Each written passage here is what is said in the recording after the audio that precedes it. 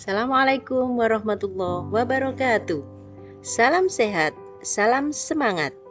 Hari ini kita akan belajar IPA, materi energi dalam sistem kehidupan, kelas 7 semester ganjil. Dengan ucapan Bismillahirrahmanirrahim, kita mulai. Pengertian energi adalah kemampuan untuk melakukan usaha atau kerja atau melakukan suatu perubahan. Manusia membutuhkan energi untuk bekerja, bergerak, bernafas, dan mengerjakan banyak hal lainnya. Manusia mendapatkan energi dari makanan. Mobil mendapatkan energi dari bahan bakarnya, sedangkan kelapa jatuh karena energi yang disimpannya.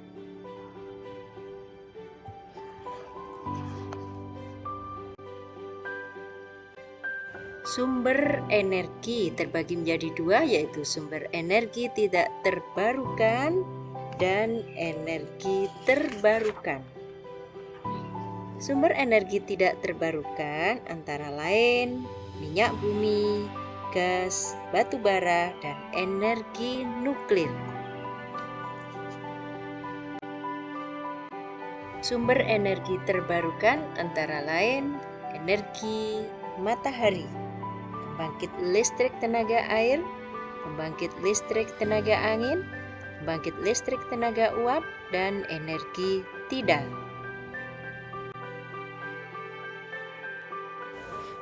Energi mekanik. Yang pertama, energi potensial, energi yang dimiliki oleh suatu materi karena lokasi atau tempatnya. Dengan rumus persamaan EP sama dengan mGh.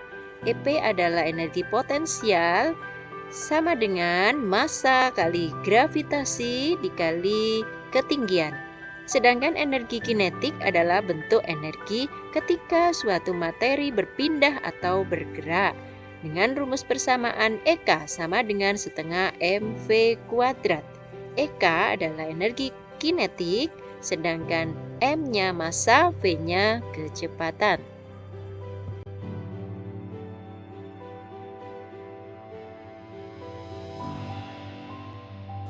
Transformasi energi bisa kita lihat pada gambar diawali dari energi cahaya matahari. Mengalami perubahan menjadi energi listrik berubah menjadi energi cahaya dan kalor, dan pada kipas angin berubah menjadi energi gerak. Sedangkan energi cahaya matahari dibutuhkan oleh tumbuhan dalam proses fotosintesis menghasilkan energi kimia. Hasil dari tumbuhan dibutuhkan oleh manusia untuk melakukan aktivitas gerak atau energi kinetik. Sedangkan energi kimia bisa berubah menjadi energi kinetik yang terjadi pada mobil bergerak.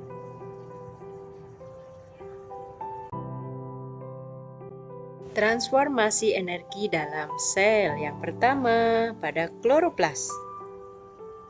Klorofil adalah zat hijau daun yang terdapat pada tumbuhan disebut kloroplas.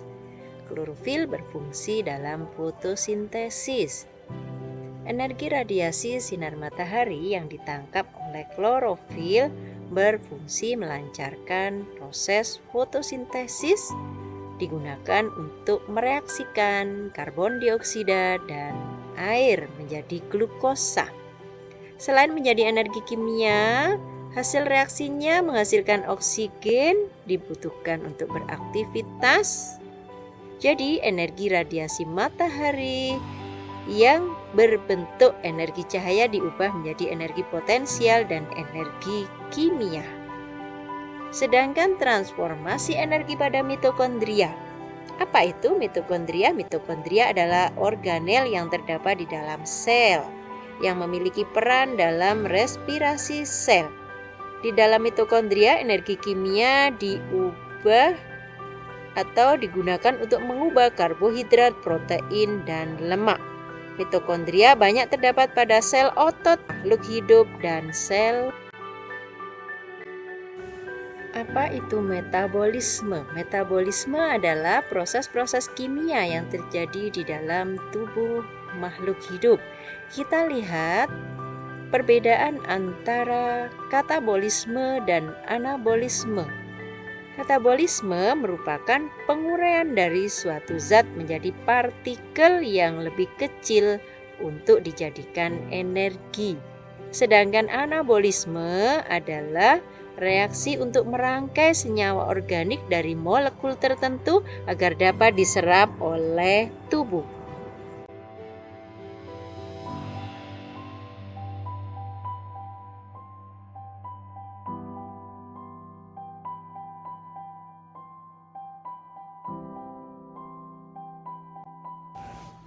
Respirasi adalah suatu proses pembebasan energi yang tersimpan dalam zat sumber energi melalui proses kimia dengan menggunakan oksigen. Dari respirasi dihasilkan energi kimia untuk kegiatan kehidupan seperti sintesis, anabolisme, gerak, dan pertumbuhan. Reaksinya adalah sebagai berikut. C6H12O6 plus 6O2 menghasilkan 6H2O plus 6CO2 plus energi. Pencernaan karbohidrat dalam tubuh. Karbohidrat setelah dicerna di usus akan diserap oleh dinding usus halus dalam bentuk monosakarida. Monosakarida dibawa oleh aliran darah sebagian besar menuju hati dan sebagian lainnya dibawa ke sel jaringan tertentu dan mengalami proses metabolisme lebih lanjut.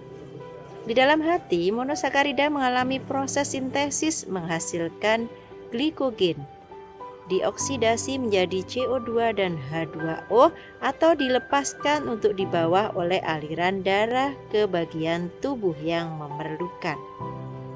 Hati dapat mengatur kadar glukosa dalam darah atas bantuan hormon insulin yang dikeluarkan oleh kelenjar pankreas. Pencernaan protein di dalam tubuh. Protein yang telah dipecah menjadi asam amino kemudian diabsorpsi melalui dinding usus halus dan sampai ke pembuluh darah. Setelah diabsorpsi dan masuk ke dalam pembuluh darah, asam amino tersebut sebagian besar langsung digunakan oleh jaringan. Sebagian lain mengalami proses pelepasan gugus amin di hati. Proses pelepasan gugus amin ini dikenal dengan deaminasi protein. Pencernaan lemak dalam tubuh. Di dalam tubuh, lemak mengalami metabolisme. Lemak akan dihidrolisis menjadi asam lemak dan gliserol dengan bantuan enzim lipase. Proses ini berlangsung dalam saluran pencernaan. Sebelum diserap usus, asam lemak akan bereaksi dengan garam empedu membentuk senyawa seperti sabun. Selanjutnya, senyawa tersebut akan diserap jonjot usus dan akan terurai menjadi asam lemak dan garam empedu.